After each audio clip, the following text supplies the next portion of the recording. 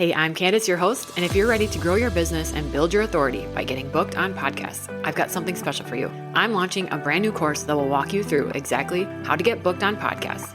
Everything from identifying the right shows to pitching, preparing for interviews, and leveraging your guest appearances for growth. Plus, if you sign up for the waitlist now, you'll get early access to the course and these special bonuses.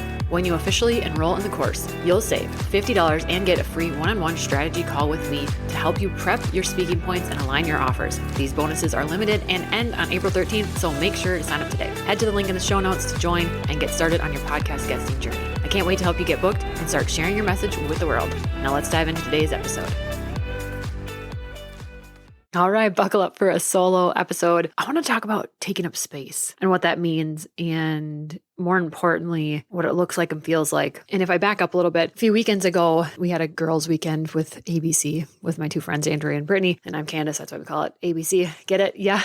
So one of the things we did was had a friend come take some video to make us a commercial. And she, in return, does a lot of crafting and was making these craft kits. And she had us make a craft keychain. And in that keychain, it was like a little glass bottle you could put things in, but one was a rolled up piece of paper and you were supposed to write something on it. And I just wrote, "Take up all the damn space."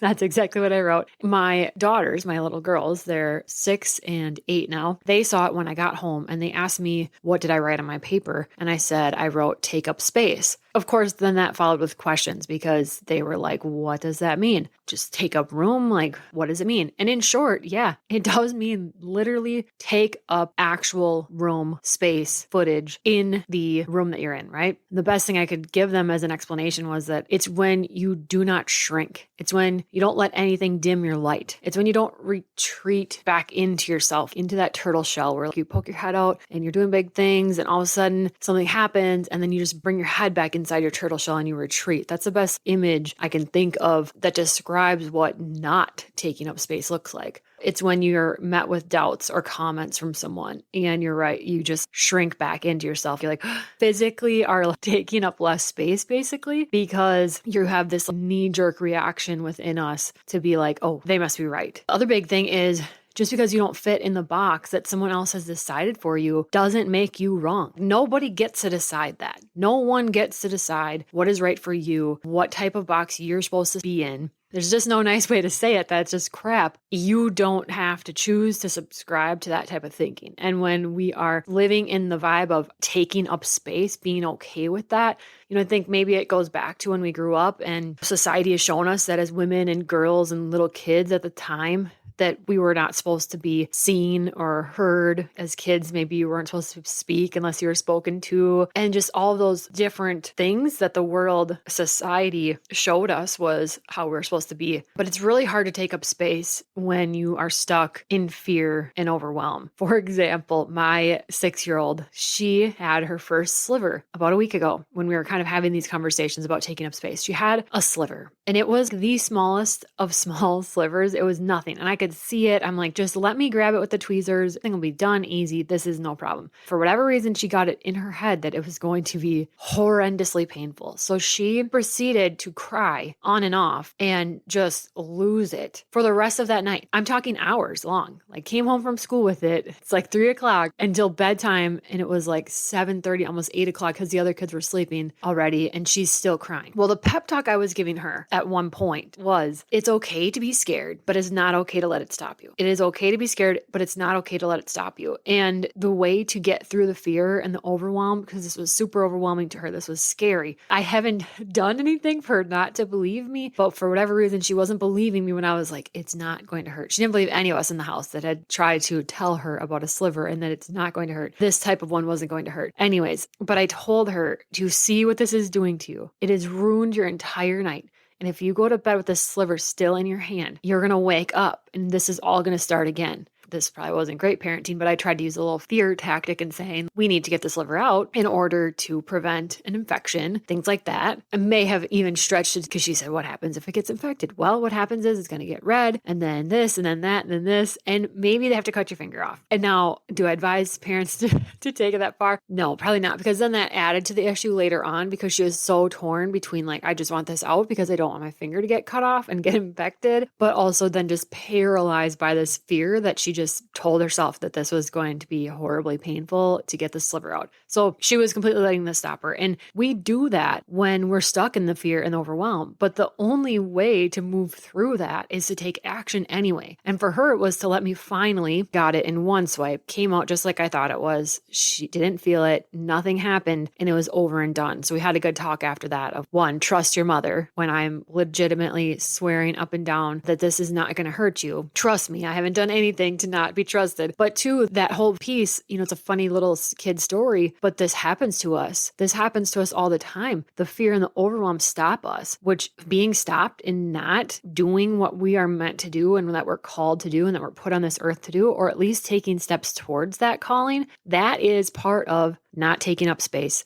and not taking up the space that you deserve to take up in this world. It's part of letting, whatever you want to call it, the devil, fear, whatever, those things win. Other people's doubts, it's letting those things win versus letting your authentic self be you and be seen with the gifts that you have and the abilities that you have. And you're not allowing that. If I could just tell you one thing is the fear stops when we take action. This fear stopped for my daughter when I took the sliver out and she actually just let that happen. It literally stopped then. The fear and the overwhelm was completely done. And I know not everything's like taking a sliver out, but you'd be surprised how many times we're stuck in this inactive place where we are afraid of taking action and we're paralyzed, that when we do just take a tiny bit of action towards it, how much easier it feels and how much easier the next step feels and the next step because of taking that action through the fear, through the doubt, through the overwhelm, and doing it any freaking way. So it's also hard to take up space when you're excited about something and then you tell someone and you're not met with the same energy. They dim your light. They meet you with questions and critique and doubts. You've already thought about all these things. You already had these thoughts yourself, and now they're reflecting this back to you. But really what we have to sit in is the knowledge that they are reflecting their own beliefs of their own self onto you. And you don't have to gather up all those beliefs, pack them up in your backpack, and carry them along with you. That's a choice, and you do not need to take that with you. That's why I've also always preached save your new baby projects, your new passions, those early stages where you're not fully on the ground running with them yet, but you're creating them and you're marinating them and you're taking action towards them and you're really, really excited.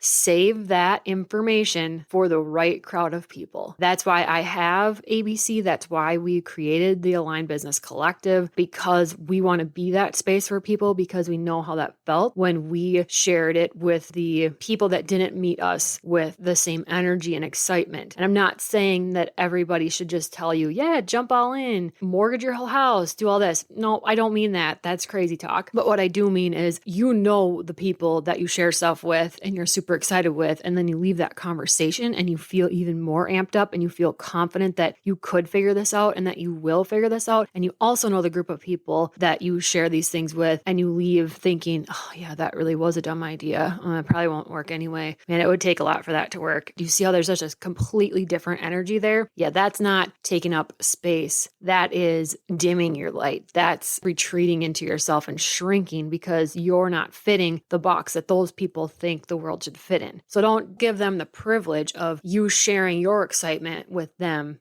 So how do you shine? How do you keep your light bright and not dimmed? And how do you continue on through that? Because life happens. Doubts, people, and mistakes happen. There are ways to continue to work through those, because it's not all sunshine and rainbows. It's not going to be. But the one single thing that I can tell you must do is personal development. And that word gets a bad rap sometimes because, self-help books, or I don't need that, or only broken people need that. What I envision that as is journaling. It's you rewiring the thoughts in your brain with good books, positive books. Maybe there's books around money that you need to work through. Maybe there's books or audio books or a YouTube video of something you're trying to learn. Those are all great PD, personal development things, but journaling and meditating and even movement, those can all be things that help you, take care of your mind, because if your mind isn't in it, there's no way that you can shine and take up space and take up as much space as you deserve. The other thing with this, with your journaling and things like that, it's practicing trusting yourself. How can you do this? Ask yourself each day, how am I doing? How am I really doing? Then you have to answer that truthfully and honestly. And then how you practice trusting yourself and honoring that your own intuition and your own knowledge about yourself is true and accurate and that you trust it is that you do one thing to honor that each day, to honor the answer of that question. And by doing just one simple, small thing, that is you practicing and showing yourself that you trust yourself. The other thing you can do to help with these moments of the doubt and those types of things when that creeps in is to collect proof of your success. Find it. It's out there. Collect proof of it. Make a folder. Do what you need to do. Collect emails, take screenshots, whatever it is, and save it so that you can pull that out. When I was teaching, I think most teachers have a little drawer that they save notes from students, stuff like that, of the impact that you're making, the value of your work, so that on a real tough day, when the imposter syndrome, the doubt, the haters, all of it's coming down on you, then you pull that out and you read through so that you remind yourself what this is for and that it's a bigger picture than just for you. Taking up space is really just letting yourself be seen. How you can continue and how I continue to work towards this is to ask myself, how does the person that already has the goal, what are the actions they're going to take? Because that list of actions, and I love breaking things down into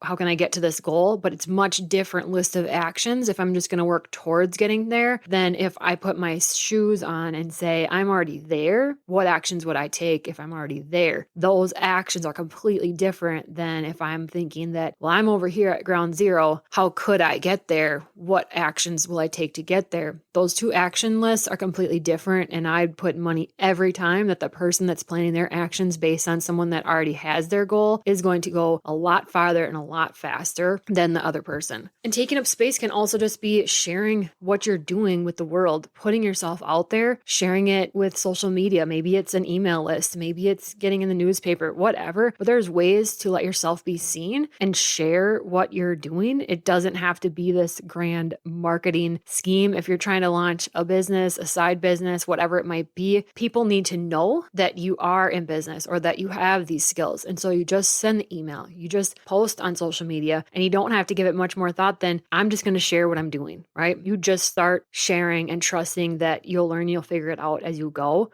A couple weeks ago, I actually did this. I made a post and sent to my email list an email saying, hey, here is my own website. I just updated it and this is what I'm doing now. I really learned that I love the behind the scenes work. I like to either teach you how to do it quicker, easier, and systematically, or I'll do it for you. I put that in an email. I put that in a post and just said, that's what I'm doing now. I've helped people build websites. I've helped people get their journals or tracker planner ideas published on Amazon KDP, stuff like that. And I just shared it. And that resulted in 4+ new clients. And I'm still taking new discovery calls this week as I'm talking to you. I took one this morning, helping. They've all been women entrepreneurs, which I love that ripple effect of getting to be a part of that. You have to let everyone know or start letting people know what you're doing. I wouldn't have had these calls happening. I wouldn't have had these 4 clients last week that I added onto my list of projects if I didn't send that email, make that post, and share that this is what I'm doing right now. Because I think a lot of times we get shamed into thinking, oh, you're pivoting again? Are you kidding me? Because yes, I have pivoted a few times, many times.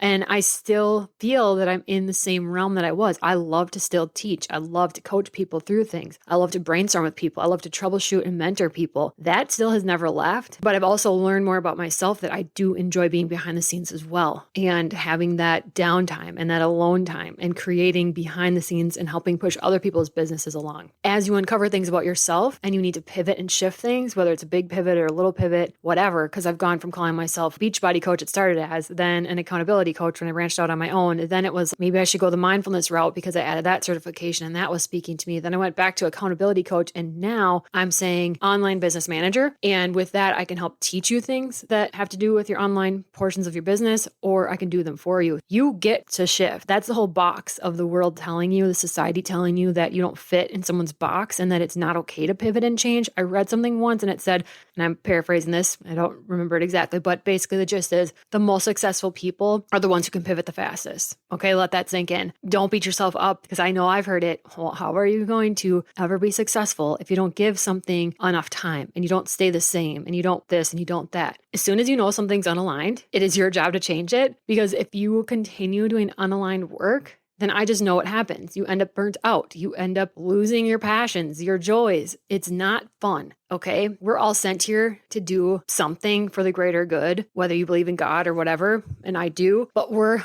put on here with a calling and a purpose. It's our job to find it. And you find it by continuing to make decisions that feel aligned to you. And if that means you have to pivot, that means you have to pivot. But when we don't share what we're doing and we don't pivot and let the people know, hey, I pivoted and this is what I'm doing, then that's another example of not taking up the space that you deserve. This is different from telling everyone close to you about your excitement. They all won't be a great, safe place for you. And again, that's why I co-created the ABC membership, because Andrea, Brittany, and I knew too well what it's like to not have that safe space around you, that entrepreneurial mindset around you. And so that space is for you. And if you need help taking up space and pivoting and sharing with the world what you're doing, because I know how hard it is. It took me a year to get this podcast idea up and running. And it was simply because I didn't think I had a story worth sharing. And I let the world tell me what kind of box I should fit in. And I tried to fit in that box for so long, but then there gets a point where you can't keep fitting in that box anymore because you've outgrown it and you're bursting through it because you don't fit and it doesn't feel good to you anymore. That was the day I just blurted out the very first episode of this podcast 3 years ago. So take up the space, please. Tell your daughters to take up space. Start sharing this idea. Start using the words, take up space. Start catching yourself. You know the feeling where all of a sudden you almost like gasp.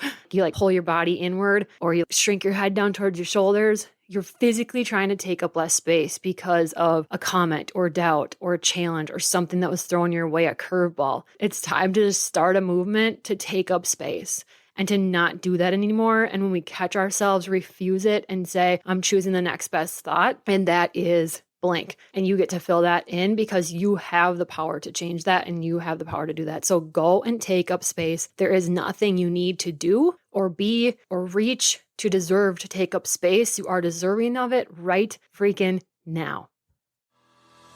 Thanks for tuning in. If you're ready for podcast mentoring, whether it's setup, editing, planning, or guesting, you can book a one-on-one call with me through the link in the show notes. I hope you feel seen, inspired, and like your dreams and goals are completely valid because they are. See you next Tuesday.